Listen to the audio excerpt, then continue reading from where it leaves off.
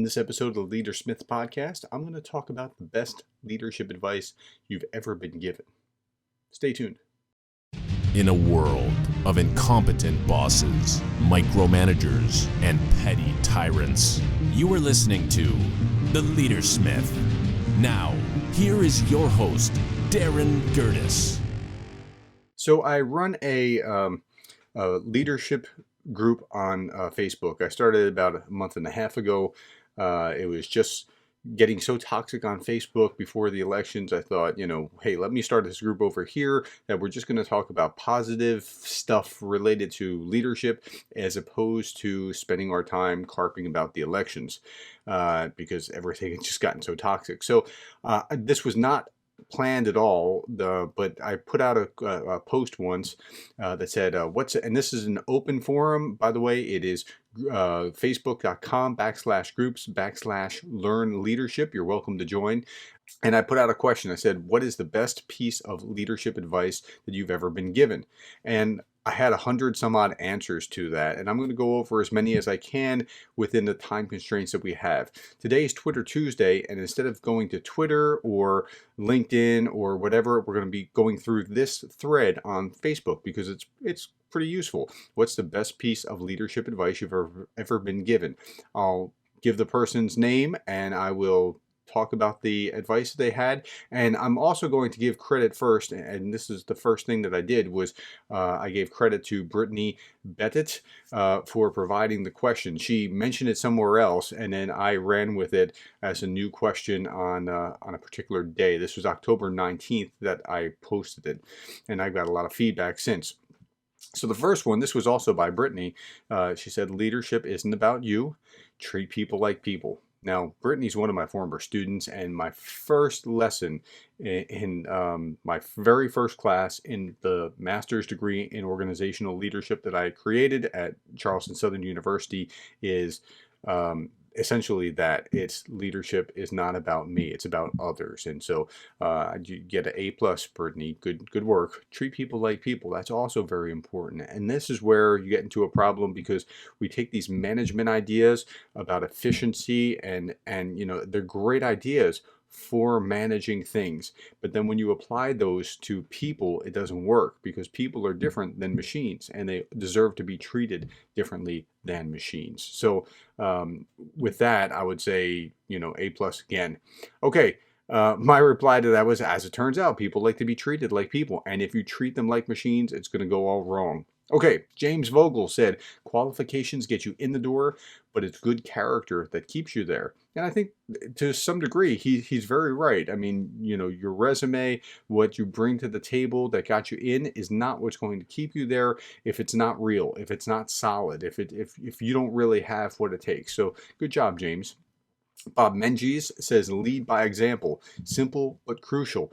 Yeah, I mean, he's absolutely right. Lead by example. And a number of places are, you're going to hear that again and again as I go through this list. Leading by example is one of the most common themes. Diggin, Dighton, I don't know if I'm pronouncing that right. Diggin Head says, good leadership includes good followership. He's right. Because if you are a good follower, you learn how to become a good leader along the way. If you're just a rebellious follower all the way through, when you become a leader, you're going to be missing something very valuable in order to be a good leader. So good followership usually precedes good leadership. Kelvin Dunn says, incremental celebrations help to sustain momentum. Now that's really interesting, but again, the question that I posed was, what's the best, most valuable piece of advice that you've gotten about leadership? Incremental celebrations help sustain momentum. It sounds like it comes right out of, or it sounds just like Kouzes and Posner's The Leadership Challenge. Sometimes we think, oh, there's not enough money in the budget. We can't have these birthday celebrations or celebrate this mile marker or whatever. No, don't do that. Celebrations can actually reinforce whatever it is that you're trying to assert in the culture. So incremental celebrations help you sustain momentum. Very good, Kelvin. A+. Wendy Washburn Houghton says a leader leads by example. I told you're going to hear that again and again because it's actually really good advice that to lead by example. Ken Bjorn, I don't know how to pronounce that, sorry. Bjorn says, don't expect those under you to do anything that you wouldn't do yourself. Again, that's lead by example. It's the same concept again. So when you're hearing a trend like that, that's probably an indication that it's good advice. Uh, William Williams says, never call a dummy, which is kind of funny, but he explained, a little bit later, a little further down the thread. It was many years ago when I was a young manager, fresh out of the Marine Corps. I think it was a shot at my lack of diplomacy. I'm glad I got the message and I worked on it. So, even if you think somebody is that, nobody who likes to be called a dummy. I mean, just be diplomatic, be nice to people. They cost you nothing extra to just be nice to people. Okay, Tim Woody says, it's never as good as it seems, and it's never as bad as it seems. Now, that was an interesting quote because it reminds me of Colin Powell in It Worked for Me, when he's talking about his principles, his leadership principles that got him some notoriety back in the, I guess, 1980s. It's never going to be as bad as it seems. It'll look better in the morning. Same kind of idea. And if you can keep that, it'll give you a sense of whether, you're going off the rails or not. It's probably never as good or as bad as it seems. Good work, Tim Woody. Oh, by the way, if you haven't listened to Tim Woody's new podcast, it just came out. It's Leadosophy. Just Google Leadosophy and you'll find it. He's on episode 3, I think, right now. Dave May says, listen. Okay, there's another theme here, and listen is going to be one of those major themes that will emerge throughout this. Carlo Cardasco, Cardasco, preparing your successor helps both of you move up when the opportunity presents itself. That's right. As a leader, you should be looking behind you to see who can you grow into leadership positions, not who can be my follower. That's a very different mentality. Royston Marple says, read. Yeah, I mean, if leaders are readers, right? I mean, if you're not willing to grow yourself, you're not going to grow to the position where you can lead others well. More often than not, you'll find that leaders are readers. Okay, Roy Magnuson says it's easier to pull a string across the table than to push it.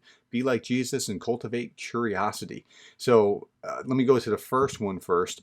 And that pull the string as opposed to push it, it sounds just like Dwight Eisenhower when he was showing his generals just a brilliant illustration of what leadership should look like. If I pull the string, and that's lead by example, if I pull the string, it goes wherever I go. If I push it, it just jumbles. And that's a great example to explain to people about how to lead. Don't push, pull. Brian Miller says, listen, but listen and learn from your team. Okay, so that's the second major trend. So the first one was lead by example. The second one is listen. Listen and learn from them. Hear what they have to say. Dallison Harris says, it's not what you expect, it's what you inspect. That's going to come up a couple of times again, and I think it's a quote related to Drucker, if I remember. And there's a couple of variations of that kind of thing, but it's good advice. Pastor Dwayne Carson says, abide in him. John 15:4-5. Apart from him, we can do nothing.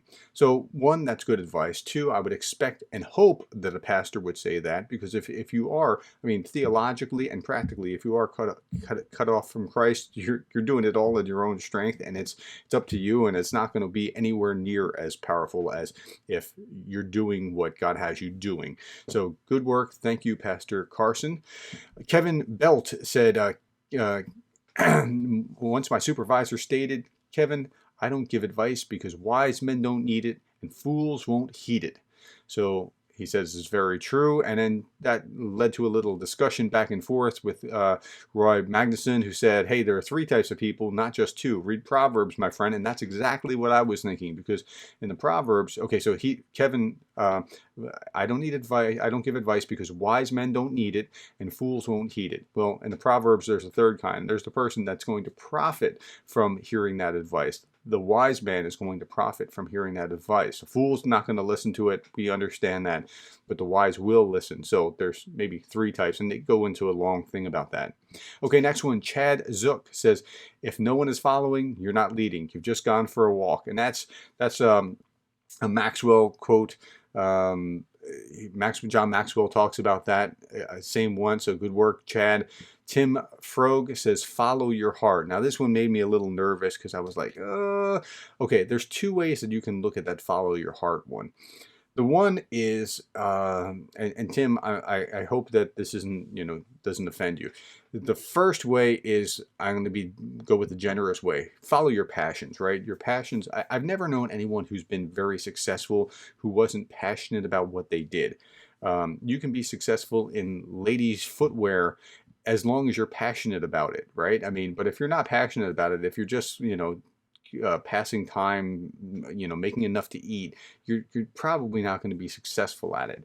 So that's the one way of looking at it. The other way is just follow your heart, like Disney tells you, and that's nonsense. And in fact, it gets, Mark Gass goes on and says, hey, your heart's going to deceive you above all else. And then Magnuson is going to add to it, the heart's deceitful. This is Jeremiah 16:11, I think, or something along. I don't remember what the verse number is, but yeah, the heart's deceitful above all things.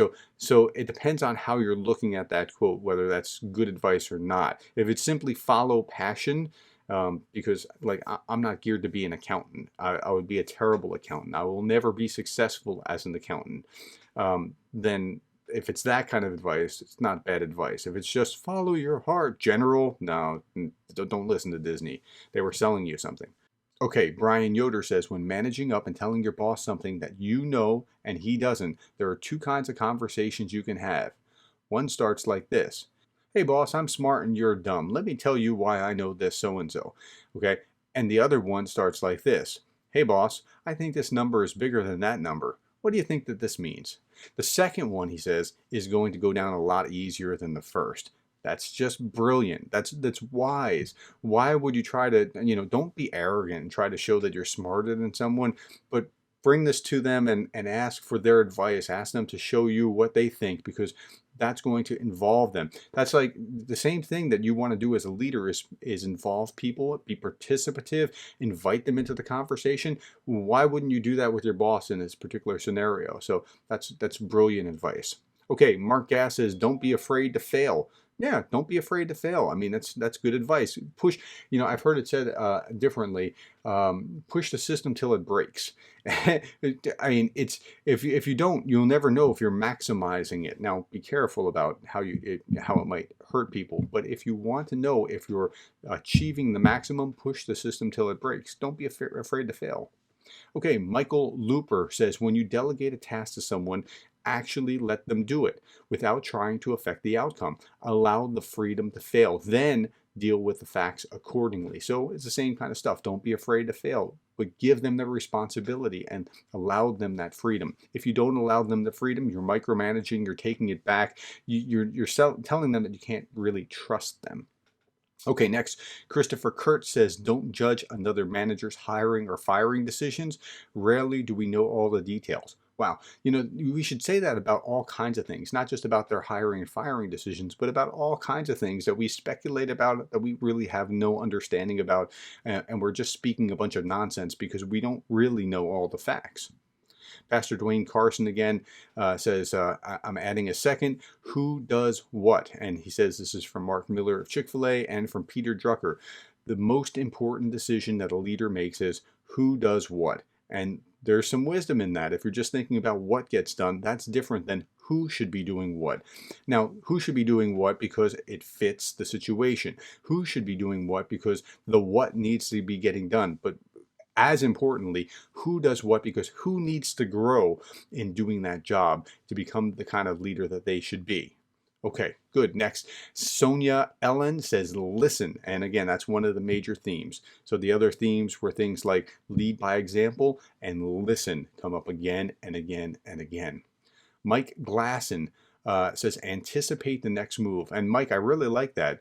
The reason that I like that is because if you go back and you read Greenleaf, right, on becoming a servant leader, one of Greenleaf's major points is that a leader has to have foresight, has to be anticipatory to see what's coming next, more than the average person. That leader needs to be thinking down that line. So anticipate the next move is great advice, Mike.